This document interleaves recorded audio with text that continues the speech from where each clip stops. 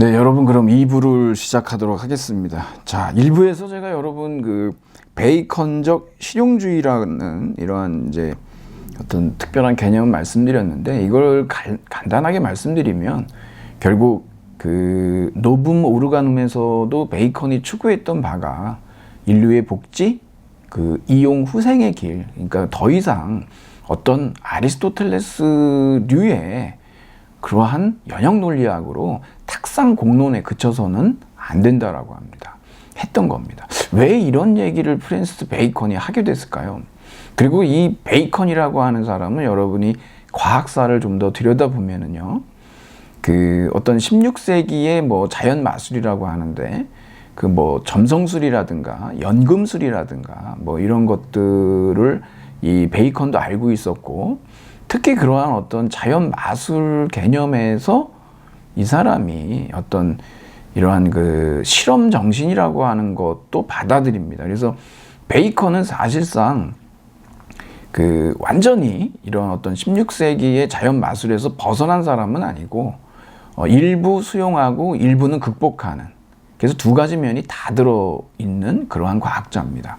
그래서 굉장히 좀 독특한 위치에 놓여져 있는 것이죠. 자연 마술이라고 하는 거, 그러니까 연금술이라고 하는 것의 특징은 불도마뱀, 현자의 돌이라고 하는 거, 그거를 이제 굉장히 추구했는데, 일종의 여러분 자연이라고 하는 이 대상을 있는 그대로 받아들이는 게 아니라 그것에 변형을 주고 그것을 조작하는 겁니다.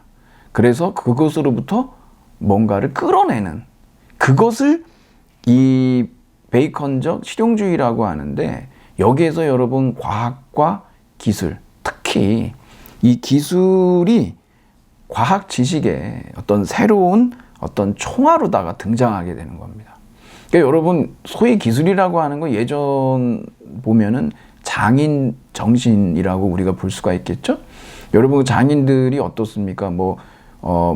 우리가 뭘 만들 때 장인들 보면은 거기에 무슨 어떤 지식이, 그러니까 몇 미리가 어떻고 양이 얼마를 넣어야 되고 그런 게 아니라 대충 눈대중으로 먼저 이제 장인이 했던 거를 그대로 보고 배워서 많은 시행착오를 거치면서 또 새로운 제품도 만들어내고 그러지만, 그건 그냥 아름아름 어깨너머로 배워서 넘어왔던 것이지 어떤 특별한 책을 통해 가지고 학습돼서 전수됐던 것이 아니라는 거 여러분이 아실 수가 있지 않습니까?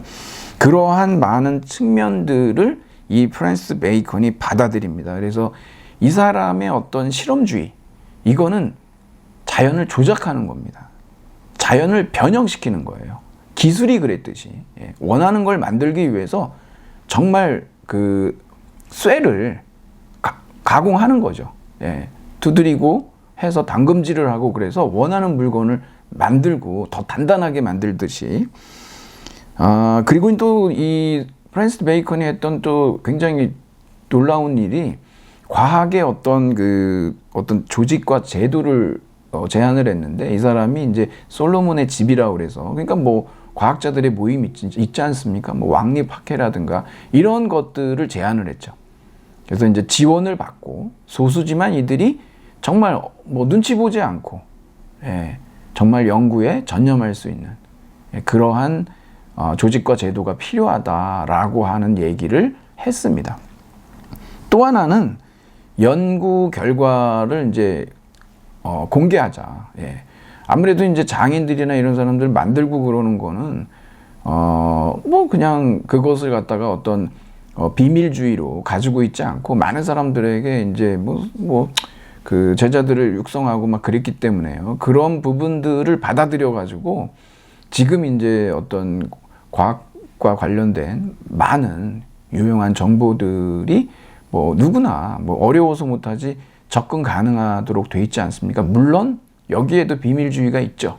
어떤 특허라든가 이런 걸 통해 가지고 그렇지 접근하지 못하게 원천적으로 막는 것들도 있지만, 여하튼 당시 이 프랜시스 베이컨이 가지고 있었던 어떤 실험주의라든가 과학의 조직과 제도라든가, 그 다음에 이제 이런 연구 결과를 공개한다는 공개주의, 이런 것들이 지금도 큰 영향을 미치고 있다라고 하는 것을 여러분 아실 수가 있죠. 그러니까 과학 지식의 발전이 결국 기술 발전을 가져온다라고 하는 이러한 그때부터의 이 명제들이 결국 많은 그 회사들, 기업들로 하여금 과학자들에게 연구를 지원할 수 있는 근거가 되고, 그걸 통해 가지고 또 이제 기술 개발이 이루어지는 이런 선순환 과정들이 가능할 수 있었던 것이, 그 정신은 역시 이 프랜시스 베이컨의 이 신기관에서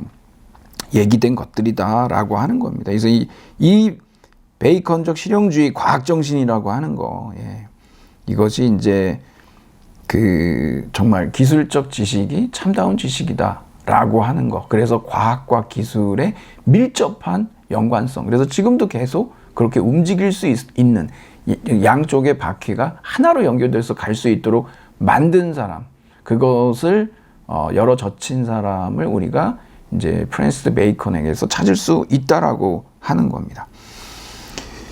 자, 그러면 우리가 이제 6번으로 가봐서 여기 이제 1960년대에 벌어졌던 과학 방법론 논쟁이라는 게 있어요. 여러분, 이건 일종의 어떤 과학 철학 논쟁이거든요. 그래서 이제 칼 포퍼의 반증주의가 있고, 그 다음에 토마스 쿤의 정상과학 논의가 있습니다. 이것의 근본 갈등이 뭘까요? 이거 굉장히 큰 문제고 어려운 문제입니다. 근데 여러분들이 과학이란 무엇인가라고 묻는다면 그냥 간과하고 패스하고 넘어갈 수 있는 그러한 사안은 절대 아니거든요. 우선 여러분, 이 칼 포퍼라고 하는 사람의 이 반증주의라는 건 뭐냐면, 여러분, 칼 포퍼는 비판 정신, 비판적 사고 있잖아요. 이것으로 아주 유명한 사람입니다. 반증주의는 뭐냐면, 과학이라고 하는 것은 본래 끊임없는 추측과 거기에 대한 어떻습니까? 이 반증이 나오죠. 그럼 무너지는 겁니다. 그 이론은 폐기처분 된다는 거죠. 그렇게 해서 끊임없이 과학은 진보해 나간다 라고 하는 어떤 과학적 발전론, 과학적 진보주의, 이런 것들이 이제 칼 포퍼의 반증주의라는 거죠. 여기서 아주 중요한 것은 항상 이 과학 방법론 자체가 귀납법이잖아요. 귀납법의 숙명이 뭡니까? 뭐 그걸 비극적 숙명이라고 얘기할 수도 있겠지만, 결국은 그 까마귀의 논증 아니겠습니까? 그 다음에 러셀의 닭 같은 거죠. 정말 주인이 이 철학적 닭인데 주인이 맨날 모이를 갖다 줬으니까, 뭐 지금까지 계속 갖다 줬으니까 내일도 모이를 줄 것이다 그랬는데 목을 비틀어 버리는 사건이 일어나죠. 그래서 러셀의 닭이라고 그러는데, 귀납법이라고 하는 것은 결국 과거가 미래와 유사할까라고 하는 성결 문제 요구의 오류이자 성급한 일반화의 오류를 범할 수밖에 없는, 하지만 굉장히 유용하게 우리가 쓸 수 있는 그런 것이 과학 방법론으로서의 귀납법이거든요.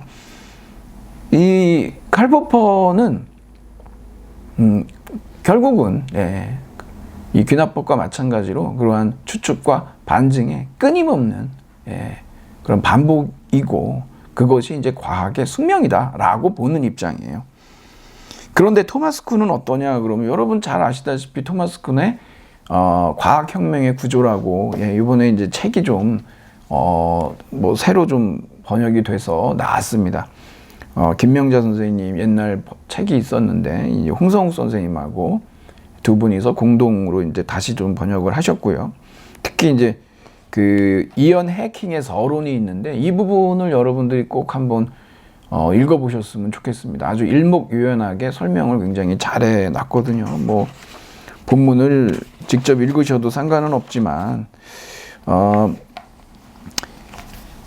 이 토마스 쿤의 정상과학 이론이라고 하는 것은 제가 여러분한테 이 과학혁명의 구조, 이언 해킹이 쓴 서론에 나와 있는 건데, 패러다임 및 퍼즐 풀이에 몰두하는 정상과학은 심각한 변칙 현상에 직면하고 위기를 겪는데, 마지막으로 새로운 패러다임에 의해서 이 위기가 해결된다라고 이렇게 얘기를 하거든요. 네, 그렇습니다. 이게 지금 이 포퍼하고 이 쿤이 격돌했던 부분은 어디 있냐 그러면, 쿤은 말 그대로 항상 falsification이라 해서 이 반증 반증이에요. 그 계속 노출돼 있을 수밖에 없는 게 과학의 숙명이거든요. 그런데 쿤은 소위 이 노멀 사이언스, 이 정상 과학에서는 그렇지 않다는 거예요. 예. 뭐 그 전에 이미 어떤 기존의 패러다임이 있겠고 새로운 패러다임하고의 경쟁을 통해서 결국은 새로운 패러다임이 정상 과학으로 자리를 잡아요. 그러면 그 안에 있는 과학자 공동체, 과학자 사회에서 하는 일은 뭐냐 그러면 그 정상 과학 내에서 잘 풀리지 않는 문제들이 있겠죠? 퍼즐 풀이라고 하는데 그냥 그런 일들을 한다는 거예요. 그러니까 지금 포퍼가 얘기하는 끊임없는 그 이론에 대한 반증이 아니고 사실상은 그 이미 확립된 그러한 패러다임 내에서의 잦은 균열들에 대한 땜질식 어떤 해결책들을 그러한 풀이들을 한다라고 하는 겁니다. 이게. 그러니까 이게 뭐 그 안에서 이루어지는 것이지 뭐 기존 패러다임을 완전히 뭐 뒤바꿀 그러한 획기적인 비판들이 이루어지고 있지는 않다라는 주장을 하니까 포퍼는 이제 깜짝 놀라는 거죠. 그 이유는 여러 가지가 있겠지만 여러분, 이 칼 포퍼는 꼭 여러분들이 잊지 마셔야 될 게, 이 사람은 그 히틀러의 전체주의의 이 나치즘의 희생양이기도 하거든요. 그래서 이 사람은 이 자유주의 사회에서의 이 끊임없는 비판 정신을 너무나도 중요하게 생각했던 사람이에요. 망명도 다니고 이러니까. 근데 쿤은 그렇지가 않죠. 예, 쿤은 이제 미국에서 안정적 삶을 살았기 때문에 아무래도 그러한 그 과학 방법론이나 어떤 과학관에 있어서도 그 개인적인 어떤 체험이나 기질, 학습 뭐 이런 것들, 환경 이런 것들이 영향을 주지 않을 수는 없겠죠. 예, 그런 부분들로 인해서 빚어진 것이라고 얘기를 하기도 합니다. 여하튼 간에 토마스 쿤의 정상과학은 결국 무엇을 얘기하냐면 일종의 이거 굉장한 독단성을 얘기하고 있는 것이고, 칼 포퍼는 끊임없는 비판 정신. 여러분은 어떤 입장이십니까? 과학 방법론이라고 하는 것은 어때야 할까요? 라고 이렇게 묻는다면 여러분은 어느 입장이시냐 이거죠. 이 토마스 쿤은 그 어떤 그 역사 박사이기도 한데 이 과학사를 통해서 이러한 그 소위 그 과학의 어떤 유명한 말이 됐죠. 이 패러다임의 전환이라고 하는 것이 어떤 식으로 이루어지는지, 즉 이게 과학혁명인데 혁명이 어떤 식으로 이루어지는지 그 구조를 보게 된 거예요. 그래서 과학혁명의 구조잖아요. 혁명. 그때 당시에 혁명이라는 건 빨갱이라는 의미나 같은 예였는데, 그런 말 쓰면 이상하게 보죠, 여러분. 지금은 그렇지 않지만은요. 그 혁명과 그 다음에 그것이 그냥 막 어떤 뭐 주먹구구식으로 이루어지는 것이 아니고 일정한 체계와 구조를 갖고 있다. 그래서 그거를 이제 따라 들어가다 보면 지금 말씀드린 대로 중구난방으로 이루어지는 게 아니고 정상과학 내에서 과학자 사회에서 이제 퍼즐풀이들 하고 그러다가 이 패러다임에서 이제 자꾸 변칙 현상들이 일어나는데 이게 너무 심각해져요. 땜질이 안 돼요. 위기가 옵니다, 이게. 그러면 당연히 여기에서 혁명이 일어나고, 그래서 과학 혁명은 필연적으로 일어날 수밖에 없다라고 하는 거죠. 그러면 이거 기존의 패러다임하고 새로운 패러다임 간에 어떤 대화라고 하는 것이 가능하겠냐? 이걸 못한다라고 합니다.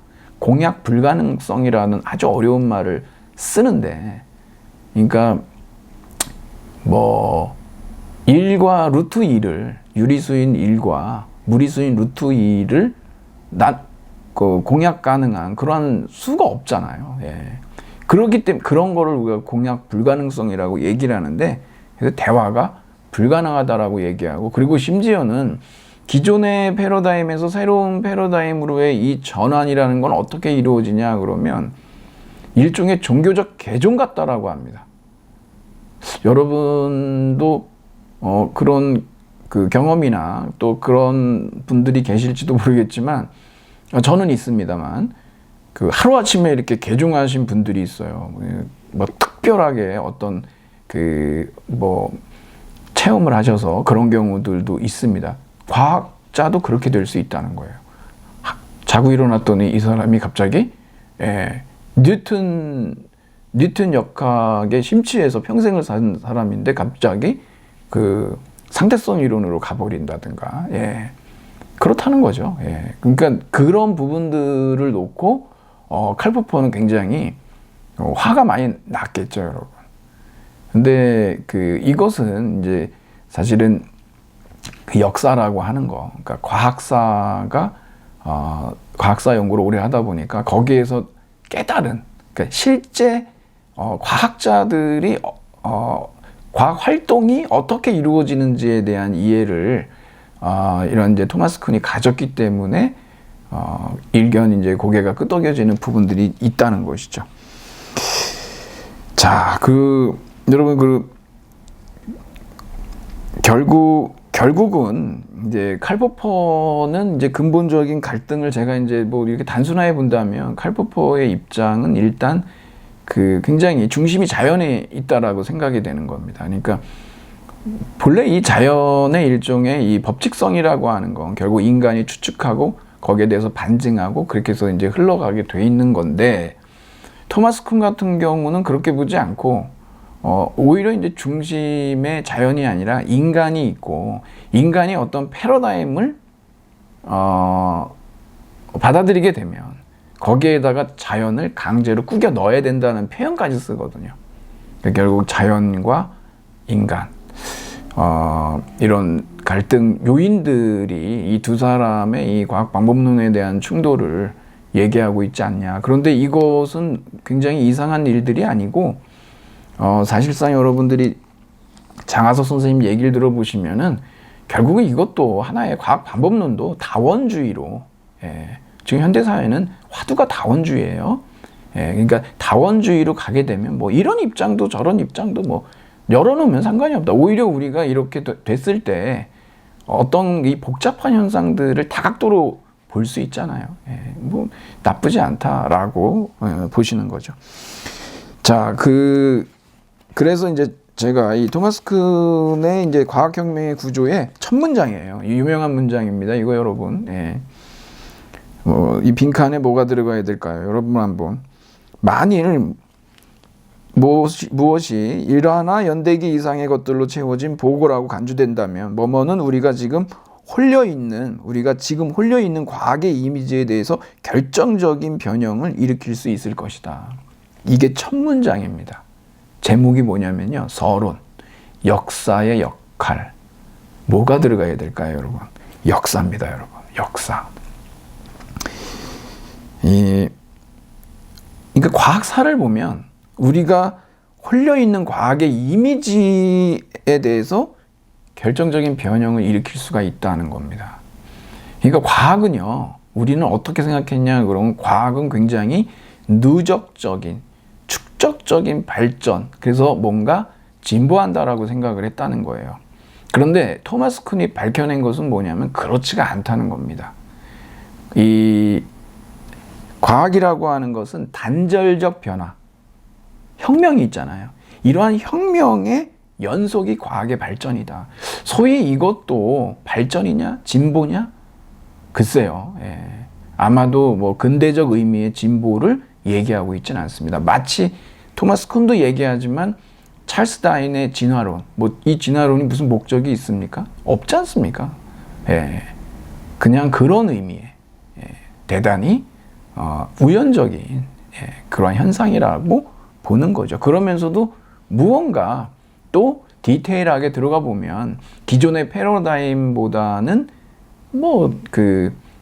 현재 패러다임이 좀 더 개선된, 좀 더 나아진, 더 풍부한 설명을 할 수 있는 그런 체계일 수는 있겠죠. 그렇게 비교해 보면. 하지만 그럼에도 불구하고 결국은 현재 패러다임의 등장으로 인해서 기존 패러다임이 갖고 있었던 이로운 점들까지도 결국은 배간시되게 되는, 쿤스로스라고 하는데, 그러니까 이제 토마스 쿤이 얘기하는 그러한 어떤 손실들이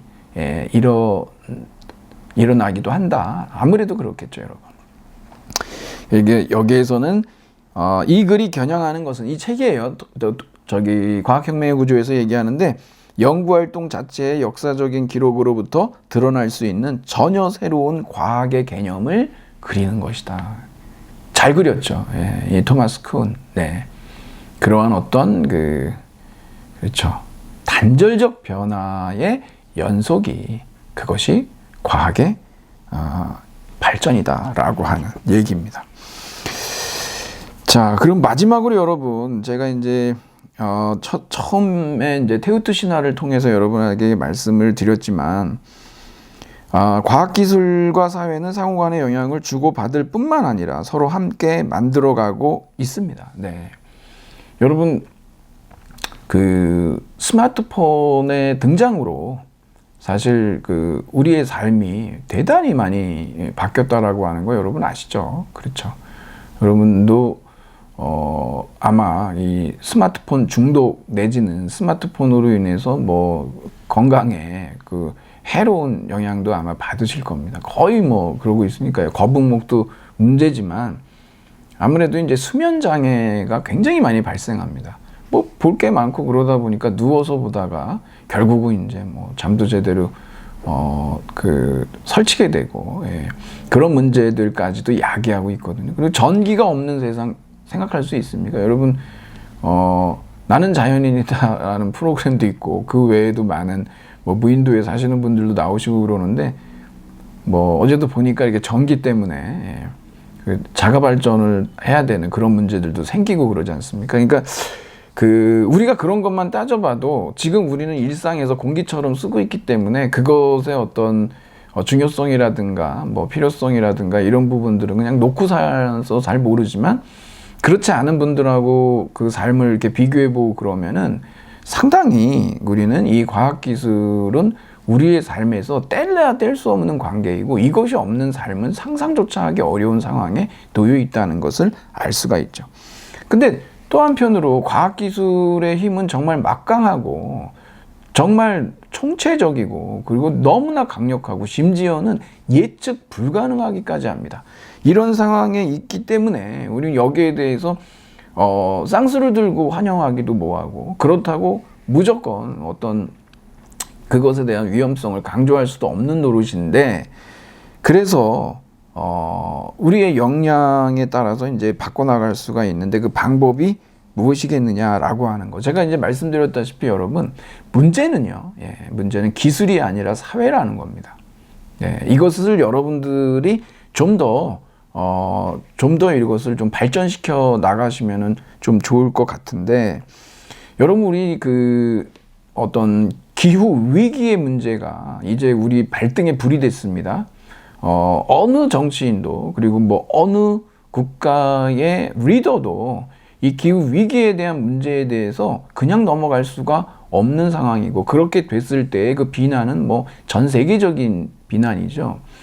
그래서 우리가 이 교토 의정서라고 하는 이 합의서, 물론 강제성이 없습니다만 이런 것들을 전 세계가 뜻을 합쳐서 결국 이제 어떤 과학기술의 발전과 이 환경 문제를 어떤 식으로 우리가 잘 선순환으로 이루어 나갈 것이냐라고 하는 그러한 논의들을 다각도로 하고 있는 것을 우리가 알 수가 있습니다. 그러면 도대체 앞으로 우리가 이러한 과학과 기술, 사회, 이러한 세 가지 요소들이 조화롭게 나아갈 수 있는 방법은 무엇이겠느냐? 물론 어려운 얘기입니다. 하지만 방법이 없지는 않습니다. 반드시 선행돼야 되는 것이 무엇이냐면 시민들의 참여가 우선이 되어야 됩니다. 이게 결국 과학기술의 민주화하고도 연결되는 것인데, 과학자들, 전문가들이죠. 그러니까 전문가에게 맡긴다라고 하는 것은 우리가 시민으로서의 책무를 다하지 않겠다라고 하는 말과 같아요. 대단히 전문적인 논의들인 건 분명하지만 그러한 논의들이 대단히 광범위하고, 이 과학기술이라고 하는 것은 그냥 개인의 문제로 끝나는 게 아니라 대단히 공공성을 갖고 있지 않습니까? 그러니까 시민 참여를 통해서 그런 부분에 있어서 이 사회의 요구들을 이 과학 기술과 같이 조화시켜 나갈 그러한 필요가 있고 그러한 제도들을 만들어 가야 된다는 거예요. 그냥 내버려 둬서는 안 된다는 거죠. 그냥 과학자들의 고유 영역이다라고 할 수가 없는 겁니다. 왜? 과학자도 사회의 일원이고 과학자도 사회적 책임이 있는 겁니다. 더 이상 몰랐어요. 저는 이 부분만 연구했기 때문에 거기까지는 몰랐습니다라고 빠져나가서는 안 됩니다. 그건 과학자의 윤리의식의 부재고, 그런 전문가주의에 빠져버린다라고 한다면 그것은 정말 이 말 앞에 마찰을 놓는 거하고 똑같은 격이 되는 것이거든요. 더 이상 용납할 수 있는 그러한 어떤 현대사회가 아니라는 겁니다. 그래서 더더욱 이런 과학기술의 민주화, 이 말 자체는 결국 이제 시민의 적극적인 참여와 감시. 그래서 이 과학기술이 사실 예측하기 어려운 거대한 변화들을 전 세계에 미칠 수 있고, 그렇기 때문에 공공성을 갖고 있는 특징이 있고, 따라서 어떤 시민의 참여, 그래서 과학기술의 민주화, 이러한 방법을 통해서 이 과학기술과 사회의 어떤 이 조화로운 관계들을 만들어 가야 한다라고 하는 것이죠. 하나만 더 말씀드리고 좀 정리해 볼까요? 여러분, 우리 그러죠. 과학이 가치 중립적이냐? 많은 사람들은 과학이라고 하는 것은 밸류 뉴트럴하다, 밸류 프리하다, 즉 판단 중지로 생각하는 경우가 많아요. 절대 아닙니다, 여러분. 과학은 객관적이지 않습니다. 과학의 객관성이라는 건 신화예요. 그건 이데올로기입니다. 그것을 주장하는 과학자가 있다면 그 과학자는 사회적 책임을 회피하려고 하는 아주 비겁한 변명을 하고 있는 거예요. 왜 그러냐면, 여러분, 객관적이라고 하는 건 신의 시각이거든요. 과학에선 신이 없어요. 그리고 모든 관찰이라고 하는 것 자체가 이론 적재성이라고 해가지고 결국은 반드시 사회적인 영향을 받을 수밖에 없다는 겁니다. 또 하나, 여러분, 과학이라고 하는 것은 결국 어떻습니까? 귀납법에서도 드러나듯이 과학은 그렇게 절대적인 것이 아닙니다. 과학은 언제든지 정말 블랙스완만 발견되면 무너지는 것이고, 그리고 하얀 까마귀만 발견되면 무너질 수밖에 없는, 그것이 과학의 숙명이라고 그랬지 않습니까? 그러니까 더 이상 우리가 이러한 어떤 과학의 이 객관성 신화로 인해서 특별한 과학의 어떤 사회 속에서의 특별한 위치에 그냥 우리의 책임을, 우리의 의무를 그냥 과학자들한테 넘겨서는 안 됩니다. 과학자의 사회적 책임이요? 그건 옵션이 아닙니다, 여러분. 필수입니다. 네. 오늘 우리가 과학, 기술, 사회의 이러한 관계에 대해서 살펴봤습니다. 여러분들이 정말 이 시간을 통해서 어떤 과학학, 이러한 과학기술과 사회의 관계론에 대해서 다시 한번 이렇게 조명하실 수 있는 시간이 되셨으면 좋겠습니다. 그러면 모든 수업은 이것으로 정리하도록 하겠습니다. 여러분 수고하셨습니다.